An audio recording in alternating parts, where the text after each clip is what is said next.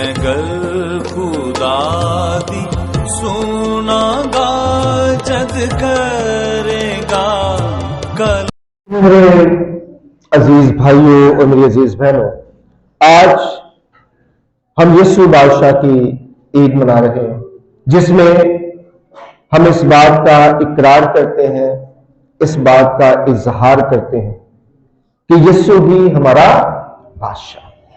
جب ہم نے پہلی تلاوت پڑھی تو پہلی تلاوت میں ہم نے دیکھا کہ خدا باپ اپنی قوم کے ساتھ ایک وعدہ کرتا ہے، اور وعدہ کیا ہے کہ آج کے بعد میں آپ کے لیے داؤد کی نسل میں سے ایک شاخ کو پیدا کروں گا، صداقت اس کے کندھوں پر ہوگی، اور آپ پھر آئندہ یہ نہیں کہیں گے کہ زندہ خدا کی قسم جو ہمیں مصر کی غلامی سے نکال لایا، بلکہ آپ کیا کہیں گے؟ آپ کہیں گے کہ زندہ خدا کی قسم جو ہمیں ہر جگہ سے نکالا اور کہاں پہ بسایا؟ نئے یروشلم. جب ہم پہلی تلاوت میں دیکھتے ہیں تو وہاں پہ ہمیں وعدہ ملتا ہے، اس میں ایک ریفرنس دیا جاتا ہے کہ آپ کو جیسے مصر کی غلامی سے نکالا گیا اور موعودہ سرزمین پہ پہنچایا گیا، ویسے ہی جب وہ آئے گا جو صداقت ہے، جو سچائی ہے، اور یسوع مسیح اپنے متعلق کہتے بھی ہیں راہ، حق اور زندگی میں، وہ بتاتے ہیں کہ میں وہی ہوں جس کے متعلق کیا کیا گیا تھا؟ وعدہ کیا گیا تھا، جس کے متعلق کہا گیا تھا کہ وہ آئے گا اور آپ کو گناہ کی غلامی سے نکالے گا اور اپنی زندگی میں داخل کرے گا. سفر چینج ہو گیا. پہلے ہمارا سفر تھا زمین پر، ہم زمین سے زمین تک سفر کر رہے تھے، مصر کی غلامی سے نکلے اور پھر کیا ہوا؟ بیابان میں ٹھہرے، وہاں پہ طرح طرح کی آزمائشوں میں سے، پریشانیوں میں سے بھی گزرے، اور پھر موعودہ سرزمین تک سفر کیا. اب سفر ایسا ہی ہے، گناہ کی غلامی سے ہم نکلے، لیکن درمیان میں کیا ہے؟ درمیان میں کیا ہے؟ بیابان.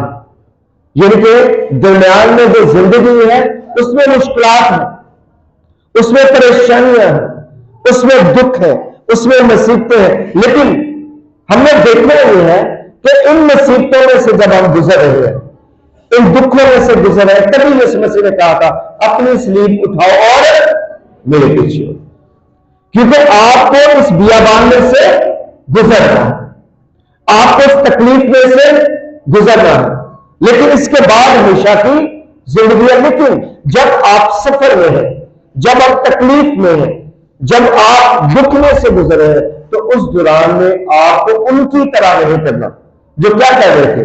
بربرا رہے تھے، جو مقدس موسیٰ سے یہ کہتے تھے کہ تمہیں اس لیے مصر سے نکال کے لایا ہے تاکہ ہم یہاں پہ بھوکے مر جائیں، تاکہ ہم یہاں پہ پیاس سے مر جائیں، تاکہ ہم فنا ہو جائیں. بہت اچھا تھا وہ ایریا، بہت اچھا تھا وہ علاقہ جہاں پہ ہم جی بھر کے کھانا کھایا کرتے تھے.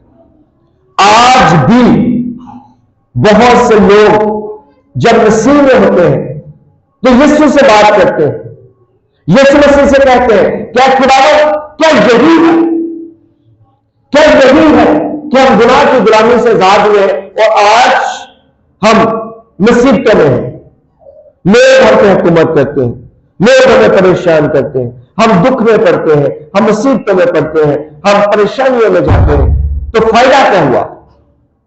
وہی بہتر تھا. اگر غلامی سے نکالا تھا تو پھر ہماری زندگی میں سکون ہونا چاہیے تھا، ہماری زندگی میں آرام ہونا چاہیے تھا، ہمیں سکون ملنا چاہیے تھا. وہی بات جو وہ کرتے تھے ہم بھی کرتے ہیں. ہم کئی دفعہ یہ نہیں سوچتے ہیں کہ جہاں پہ ہم نے پہنچنا ہے وہاں پہنچنے کے لیے ہمیں اس بیابان میں سے گزرنا پڑے گا، اس دکھ میں سے گزرنا ہی پڑے گا، اس مصیبت میں سے گزرنا ہی پڑے گا، کیونکہ یہ دنیا جو ہے وہ کبھی بھی آپ کے لیے خوشی کا گہوارہ نہیں ہو سکتی. آپ کو سکون نہیں دے سکتی. آپ نے سکون پانا ہے تو مسیح کی محبت ہی میں پانا. اور اگر آپ اس محبت میں قائم رہتے ہیں تو پھر یہ بیابان، یہ مصیبتیں، یہ دکھ، یہ تنگیاں، یہ تکالیف آپ کے لیے کچھ بھی نہیں ہو سکتی. کوئی بھی چیز آپ کی راہ میں رکاوٹ نہیں ڈال سکتی ہے اگر آپ اس محبت میں قائم ہیں. ذرا غور کریں کہ یسوع مسیح نے محبت رکھی، یسوع مسیح نے پیار کیا اور اس نے دنیا سے ایسی محبت رکھی کہ اپنا اکلوتا بیٹا بخش دیا. اب یہ محبت ہے کہ جس کی وجہ سے چانٹے بھی پڑ رہے ہیں، کوڑے بھی پڑ رہے ہیں، ذلیل بھی کیا جا رہا. اتنی مصیبت میں سے یسوع مسیح گزر رہے ہیں، حتیٰ کہ کانٹوں کا تاج رکھ کر موکری کی جا رہی ہے. کہا جا رہا ہے کہ یہ یہودیوں کا بادشاہ ہے. یسوع مسیح کو تکلیف دی جا رہی ہے، جسمانی تکلیف بھی دی جا رہی ہے، روحانی تکلیف بھی دی جا رہی ہے. جب آپ کسی بندے کو باتیں کرتے ہیں تو اسے روحانی تکلیف پہنچتی ہے. جب آپ کسی کو مکہ مارتے ہیں تو اسے جسمانی تکلیف پہنچتی ہے. تو یسوع مسیح کو دونوں تکالیف پہنچائی جا رہی ہے، جسمانی بھی اور روحانی بھی. جذبات کے ساتھ بھی کھیلا جا رہا ہے اور جسم کو جو ہے وہ بھی تکلیف پہنچائی جا رہی ہے. لیکن ساری حالتوں میں سے یسوع مسیح گزر رہے ہیں. گزر کیوں رہے ہیں؟ کیونکہ وہ کیا کرتے ہیں؟ محبت کرتے ہیں، پیار کرتے ہیں. اور جب ہم محبت کرتے ہیں خدا کے ساتھ، جب ہم پیار کرتے ہیں خدا کے ساتھ، تو ہم بھی اس سارے سفر میں سے آسانی سے گزر جاتے ہیں. لیکن اس کے لیے ضرورت اس بات کی ہے کہ ہم پیار کرتے ہیں. اور یہی بات جب ہم دوسری تلاوت دیکھتے ہیں تو دوسری تلاوت میں ہمیں مقدس یہودا کہتے ہیں. وہ ہمیں بتاتے ہیں کہ آپ کو اس میں سے جب گزرنا ہے تو بڑی حلیمی کے ساتھ، بڑی فروغی کے ساتھ، بڑی محبت کے ساتھ اور رحم کو اپنا کر گزرنا ہے. بہت سے لوگ ایسے ہوں گے جو آپ کی راہ میں رکاوٹیں ڈالیں گے. بہت سے ایسے لوگ ہوں گے جو آپ کو مصیبت میں دیکھنا چاہیں گے، لیکن آپ نے ان پر رحم کرنا ہے. یہ کیسی بات ہے؟ وہ آپ کے لیے مصیبت کھڑی کر رہے ہیں، وہ آپ کے لیے دکھ پیدا کر رہے ہیں، لیکن آپ نے ان پر کیا کرنا ہے؟ رحم کرنا ہے. رحم اس لیے کرنا ہے کیونکہ آپ پر بھی کیا ہوا؟ رحم ہوا. چونکہ آپ پر رحم ہوا اس لیے آپ نے وہی کرنا ہے. جو جس کو ملتا ہے اس سے وہی دینے کی ضرورت ہوتی ہے، اور وہ دے بھی نہیں سکتا ہے. ہم پر رحم ہوا ہے تو ہمیں رحم کرنے کی ضرورت ہے. ان پر بھی رحم کرنا ہے جو آپ کے ساتھ ہیں، جو آپ کو تکلیف میں پہنچاتے ہیں. کیونکہ یہودا کہتے ہیں کہ آخری زمانے میں لوگ اس طرح کے ہو جائیں گے کہ وہ تفرقے ڈالیں گے. آج آپ دیکھیں ہمارے مسیحوں میں بہت سے تفرقے ہو چکے ہیں. تفرقہ کیا ہے؟ دراصل تفرقہ یہ ہے کہ آپ ایک دوسرے کو جدا کرنا شروع کر دیں، آپ الگ کرنا شروع کر دیں، آپ جدائیاں ڈالنا شروع کر دیں.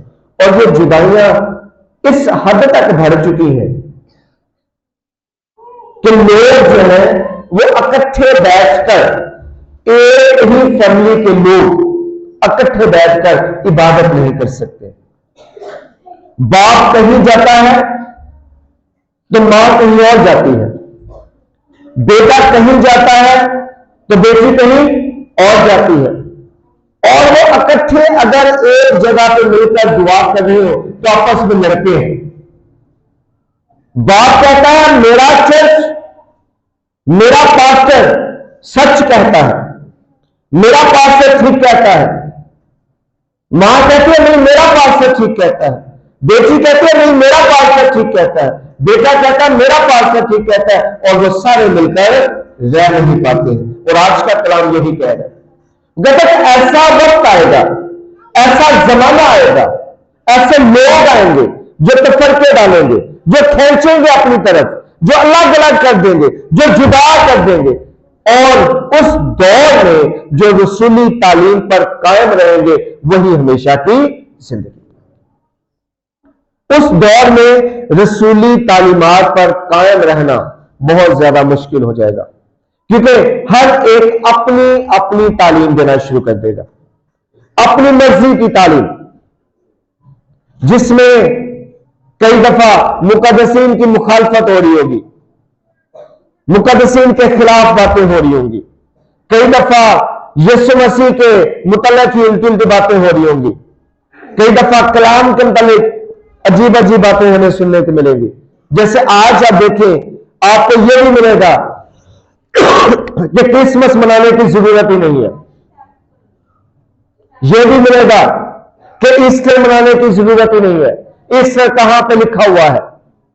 آپ کو طرح طرح کے لوگ ملیں گے، آپ کو ایسے لوگ نہیں ملیں گے جو یہ کہیں گے کہ روزوں میں کیوں نہیں شادی کرنی، روزوں کا کیوں احترام کرنا ہے۔ یعنی کہ طرح طرح کے لوگ آپ کو ملیں گے جو آپ کے اندر تفرقے ڈالیں گے، جو نفرتوں کے بیج بوئیں گے آپ کے اندر، اور ایک ہی خاندان کے لوگ آپس میں مل بیٹھ نہیں سکیں گے، ایک ہی خاندان کے لوگ آپس میں محبت کے ساتھ نہیں رہ سکیں گے، بلکہ جب بھی کبھی وہ اکٹھے ہوں گے تو بحث ہوگی، جب بھی وہ اکٹھے ہوں گے تو ان کے درمیان تکرار ہوگی، کیونکہ انہوں نے اس بات کو نہیں سمجھا کہ ہمیں رسولی تعلیم کے مطابق چلنے کی ضرورت ہے، ہمیں اسی تعلیم پر رہنا ہے جس تعلیم پر خدا یسوع مسیح نے ہمیں رہنے کا حکم دیا۔ اور انہوں نے کیا کہا کہ ساری دنیا میں جاؤ اور کیا کرو، انجیل کی منادی کرو۔ اور آج جب ہم انجیل کی منادی کرتے ہیں تو کئی دفعہ ہمیں طرح طرح کی تکالیف میں سے گزرنا پڑتا ہے، اور کئی لوگ تو انجیل کی منادی کو سمجھ ہی نہیں پا رہے۔ وہ کہتے ہیں کہ یہ جو کیتھولکس ہیں، یہ جو بنیادی کلیسیا ہے، یہ تو عجیب عجیب قسم کی تعلیم دیتی ہے، یہ ہمیں مقدسہ مریم کی ورشپ سکھا رہی ہے، پرستش مقدسہ مریم کی کریں۔ حالانکہ ذرا غور کریں، آپ اس چرچ میں ابھی بیٹھے ہوئے ہیں، یہاں پہ یسوع مسیح کو ہم نے کس جگہ پہ رکھا ہوا ہے؟ صلیب کہاں پہ ہے؟ یسوع مسیح کا پاک مجسمہ کہاں پہ ہے؟ غور کریں، سامنے، اور مقدسہ مریم کا وہ بھی سامنے ہے؟ نہیں، وہ ایک کونے میں ہے، وہ ایک کونے میں ہے، وہ ایک کونے میں ہے، کیونکہ وہ یسوع مسیح کے بعد سیکنڈ نمبر پہ، پہلے نمبر پہ نہیں ہے۔ ہم نے کسی بھی چرچ میں چلے جائیں، ہم نے مقدسہ مریم کو یسوع مسیح کا درجہ نہیں دیا۔ پرستش یسوع مسیح کی ہے، عبادت یسوع مسیح کی ہے، اور یسوع مسیح کے بعد عزت مقدسہ مریم کی اس لیے ہے کیونکہ خدا نے انہیں کیا کیا؟ عزت عطا کی۔ ذرا غور کریں، ہم اگر سلام مریم پڑھتے ہیں، روزری پڑھتے ہیں، تو اعتراض ہوتا ہے کہ یہ تو ریپیٹ کرتے ہیں، بار بار بار بار کیا کرتے ہیں؟ سلام مریم سلام مریم سلام مریم پڑھتے ہیں بار بار، 50 ٹائم یہ روزری میں سلام مریم پڑھ لیتے ہیں، اور یہ تو بار بار بار بار ہے۔ یہ کوئی بات ہے کرنے والی؟ ایک ہی بات کو بار بار کرنا، بار بار کرنا، بار بار کرنا۔ تو یہ یسوع مسیح نے ہمیں سکھایا ہے۔ کہاں سکھایا ہے؟ جب یسوع گتسمنی باغ میں تھے، شاگرد یسوع مسیح کے ساتھ تھے، تو یسوع مسیح ایک دفعہ گئے دعا کرنے کے لیے، اور لوٹ کر آئے تو شاگرد کیا کر رہے تھے؟ سو رہے تھے۔ شاگرد کیا کر رہے تھے؟ سو رہے تھے۔ تو یسوع مسیح نے کہا کہ جاگتے رہو اور دعا کرو، اور پھر دوبارہ گئے دعا کرنے کے لیے، 2 دفعہ ہو گیا، پھر تیسری دفعہ دعا کرنے کے لیے گئے، اور تینوں دفعہ خدا کے کلام میں لکھا ہوا کہ ایک ہی دعا کی۔ کیا کی؟ یسوع مسیح نے کیا کیا؟ 3 دفعہ ایک ہی، ورڈز نہیں چینج کیے۔ اگر یسوع مسیح الفاظ کو نہیں بدلتے ہیں اور 3 دفعہ ایک ہی طرح کی دعا کرتے ہیں تو وہ تو گناہ سے عاری تھی، ان میں تو کوئی گناہ نہیں تھا، اور ہم تو گناہ گار ہیں۔ ہمیں کتنی دفعہ کرنے کی ضرورت ہے؟ ہزاروں دفعہ۔ करोड़ों टाइम, जितनी दफा भी हो सके हमें करने की जरूरत है। लेकिन ये सलाम मरियम ही क्यों? क्योंकि क्या कहा गया था कि जाओ खुशखबरी का पैगाम पूरी दुनिया में फैलाओ। खुशखबरी का पैगाम क्या है? खुशखबरी का पैगाम है सलाम ए मरियम पुरफजल, खुदावंद तेरे तू औरतों में और तेरे पेट का फल। ये वो पैगाम है जो हमें सारी दुनिया तक पहुंचाना होता है। ये फरिश्ते ने क्या किया था? खुशखबरी का पैगाम दिया था। असल में फरिश्ते ने मुकद्दसा मरियम को खुशखबरी का पैगाम दिया था, और यही खुशखबरी का पैगाम किसको दिया बाद में? चरवाहों को भी। क्या कहा कि मैं तुम्हें एक खुशी की बिशारत। ये जो सलाम मरियम है असल में ये एक खुशी की बिशारत है जो हम तमाम दुनिया में दे रहे होते हैं। और इसे कितनी दफा देना चाहिए इसकी कोई हद ही नहीं है, जितनी दफा मर्जी दो। एक दिन में चाहे आप 5 दफा रोजरी पढ़ें, आप जितनी ज्यादा पढ़ेंगे उतनी ज्यादा आप बिशारत दे रहे होंगे, उतना ज्यादा आप खुदा के कलाम पर अमल कर रहे होंगे। असल में अंडरस्टैंड करने की जरूरत है, समझने की जरूरत है। हम कई दफा समझते ही नहीं है, चूंकि समझते नहीं है इस वजह से जब हम करते हैं तो लोग जब एतराज करते हैं हमें समझ चूंकि नहीं होती, इसलिए हम जवाब भी नहीं दे पाते, हम उन्हें बता नहीं पाते हैं कि हम ऐसा क्यों कर रहे हैं। इसलिए क्योंकि हमें कहा गया है कि जाओ सारी दुनिया में ये खुशखबरी की मुनादी करो। अंजील का मतलब है खुशखबरी की मुनादी करना। तो जाओ तमाम दुनिया में खुशखबरी की मुनादी करो। जितना ज्यादा आप खुशखबरी को फैला सकते हैं, मुनादी कर सकते हैं, बता सकते हैं कि हम क्या कह रहे हैं। यीशु बादशाह की ईद पर मैंने ये सलाम मरियम क्यों कहा? इसलिए तो यहां पे यीशु बादशाह की ईद पर हम जरा गौर करें तो कहा क्या जा रहा है कि जैसे मिस्र से निकाला गया था वैसे गुनाहों की गुलामी से निकाला जाएगा, और फिर आपने ये रेफरेंस देना होगा। तो आप ये रेफरेंस दे रहे होते हैं, जिब्राइल के उन वर्ड्स को दोहराकर आप ये रेफरेंस दे रहे होते हैं कि यीशु मसीह है और यीशु मसीह मुकद्दसा मरियम से पैदा हुए हैं, और वही है जिन्होंने हम सबको क्या देनी है? निजात देनी है, और जिन्होंने हमें निजात अता की। ये पैगाम हमने तमाम दुनिया तक पहुंचाना होता है। जब हम तीसरी तिलावत पे जाते हैं तो तीसरी तिलावत में देखें कि यीशु मसीह यही बात आगे हमें बता रहे हैं कि अब आपको क्या करने की जरूरत है? एहसास करने की जरूरत है, ध्यान देने की जरूरत है, दूसरों पर गौर करने की जरूरत है, यह देखने की जरूरत है कि किस पर रहम करना लाजमी है, तो उस पर रहम करने की जरूरत है। जैसे यीशु मसीह ने देखा कि बहुत से लोग हैं यीशु मसीह के पीछे, यीशु मसीह ने यह नहीं देखा कि इनमें से आधे तो मुझ पर ईमान नहीं लाते हैं, शिफा लेने के लिए आए, इनमें से आधे तो मुझे कबूल नहीं करते हैं, सिर्फ देखने के लिए आए। देखते हैं क्या होता क्या। जैसे मुकद्दसा मरियम के मेले पर बहुत से लोग ये देखने जाते हैं कि वहां पे होता क्या, कर क्या रहे हैं ये लोग। तो ऐसे ही वहां पे बहुत से लोग तो सिर्फ ये देखने गए थे कि ये यीशु है क्या, कौन है, ये कर क्या रहे हैं, ये तालीम कौन सी है, ये कहते क्या है, इनकी तालीमात कैसी है, किस तरह से ये बात करते हैं, क्या समझाना चाहते हैं। बहुत से लोग इसलिए भी थे, लेकिन यीशु मसीह ने उन पर भी रहम किया जो सिर्फ आजमाने के लिए वहां मौजूद थे। और यीशु मसीह ने कहा मुझे इन पर क्या आ रहा है? तरस, मैं रहम कर रहा हूं इन पर। और यीशु मसीह ने उनके लिए खाने का इंतजाम किया। आज यीशु मसीह चाहते हैं कि हम भी रहम करें। बहुत से लोग हैं घर में लड़ाई है, अपने भाई से बात नहीं कर रहे, अपनी बहन से बात नहीं कर रहे, कुछ तो अपने बाप से मां से बात नहीं करते, और चर्च में आ जाते हैं, पाक शाकत भी ले लेते हैं। फायदा क्या हुआ? अगर आप रहम नहीं कर सकते, अगर आप सुलह नहीं कर सकते, अगर आप माफी नहीं मांग सकते, तो क्या आप यहां आकर खुदावंद खुदा से माफी के तलबदार हो सकते हैं? اگر آپ معاف نہیں کرتے ہیں کسی کو، بہترین عمل تو یہ کہ پہلے آپ کیا کریں؟ ان کے ساتھ صلح کریں، ان پر رحم کریں جنہیں آپ کے رحم کی ضرورت ہے، اور پھر آ کر خدا سے کیا مانگے؟ رحم مانگے۔ جب آپ ایسا کریں گے تو حقیقی معنی میں آپ خدا کی برکتوں کو پائیں گے۔ آج بہت سے لوگ جو ہے وہ لڑائیوں میں ہیں۔